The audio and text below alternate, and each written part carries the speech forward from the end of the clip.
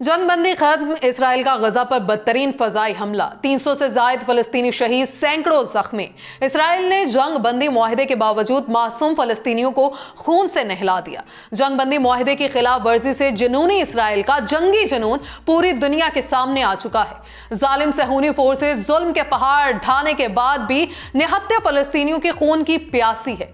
क्या कोई इसराइल को रोकने वाला नहीं? क्या सहूनी फौज ऐसे ही आगो बारूद की बारिश करती रहेगी? इन तमाम तर पहलुओं पर बात करेंगे आज के इस व्लॉग में। आप देख रहे हैं 92 न्यूज डिजिटल और मैं हूं आपके साथ किंजा बिशीर। व्यूअर्स, रात की तारीकी में इस्राएली जंगी तैयारों ने गजा की पट्टी पर दर्जनों हमले किए।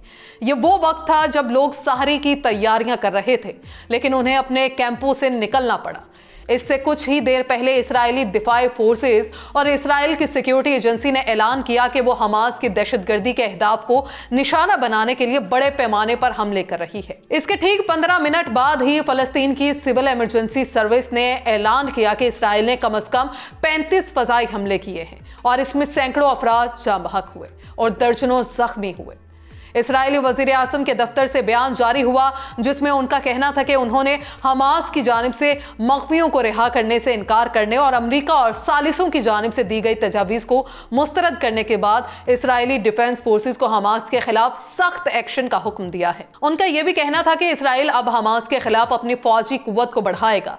इसी लम्हे हमास ने एक बयान जारी किया और इसराइल के इस इक़दाम को धोखा और गद्दारी करार दिया। हमास के बयान के 20 मिनट बाद इस्राएली डिफेंस फोर्सेस ने कहा कि उसने हमास के दर्जनों ठिकानों को निशाना बनाया है।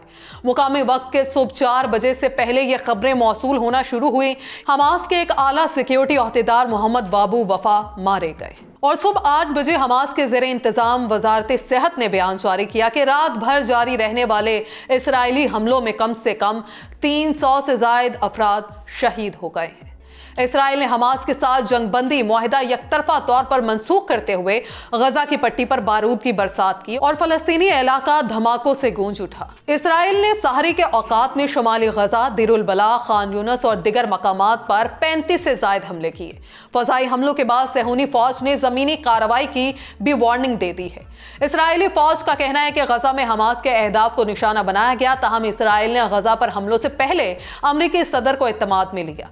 इसराइली वजीर आज़म ने ढिठाई का मुजाहिरा करते हुए कहा है कि मुज़ाकरात में पेशरफ्त नहीं हो रही थी, इसीलिए हमलों की इजाजत दी है।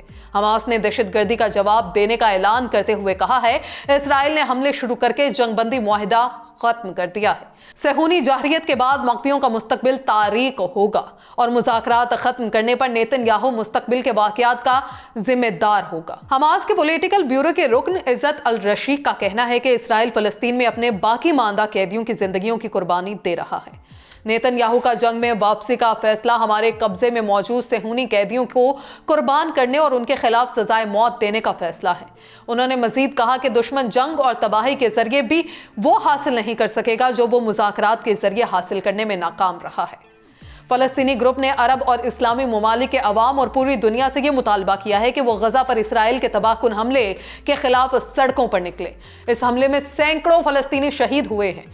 हमास ने दुनिया भर के लोगों से मुतालबा किया है कि वो गजा की पट्टी में हमारे अवाम के खिलाफ सहूनी जंग की बहाली को मुस्तरद करते हुए अपनी आवाज बुलंद करें। दूसरी जानिब अक़वाम मुत्तहिदा में इसराइल के सफीर का कहना है कि तमाम इसराइली यरगमालियों की रिहाई तक हमले जारी रहेंगे। अक़वाम मुत्तहिदा में इसराइल के सफीर डैनी डेनिन ने सलामती कौंसिल के आइंदा इजलास से कबल एक पोस्ट में गजा पर वहशियाना फजाई हमलों का दिफा किया।